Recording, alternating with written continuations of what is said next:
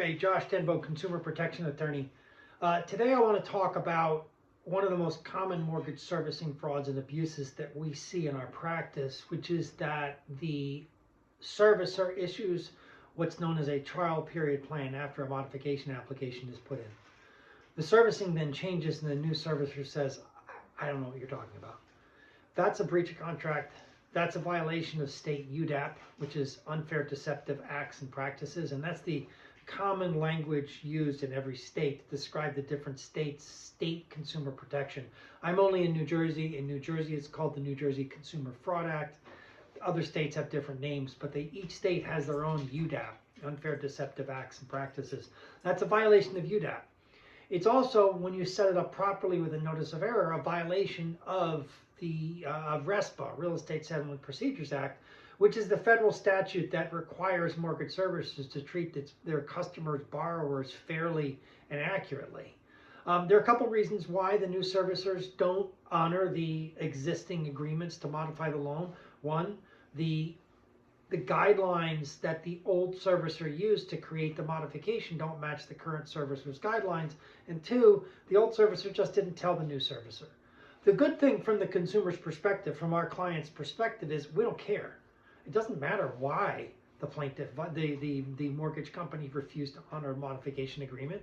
It only matters that they did, because it doesn't matter that the new servicer has different guidelines or doesn't like the settlement agreement that was entered into. It's a freaking settlement agreement. It's an enforceable contract. And by refusing to honor the contract and breaching the contract, they're liable. They're liable under federal law if you or your attorney properly sends a notice of error and says, hey guys, listen, here's a TPP, trial period plan. Here's payment 1, 2, 3. If there was a signature requirement, I sent the signature in. Here's the proof.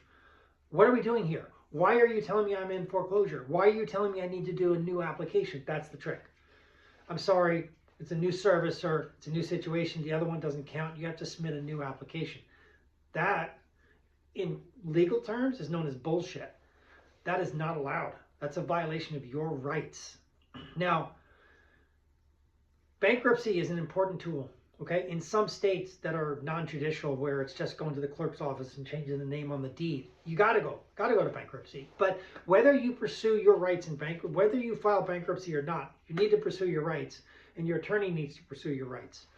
And that can be done in the bankruptcy context. That can be done outside the bankruptcy context. There is how to utilize bankruptcy and not bankruptcy to bring these claims to protect you is far beyond a simple YouTube video. That's something for which you need to contact an experienced attorney in consumer protections in your jurisdiction. And if you're in a jurisdiction that you can't find an attorney to pursue these, find an attorney, a bankruptcy attorney, put us in touch. Let's see what I can do to start developing a practice area in that state. Not for me, but for other people. The majority of the time, I have people reaching out to me from other states. They say to me, we can't find anybody to push these claims in our state. And unfortunately, that is often true. It's often true.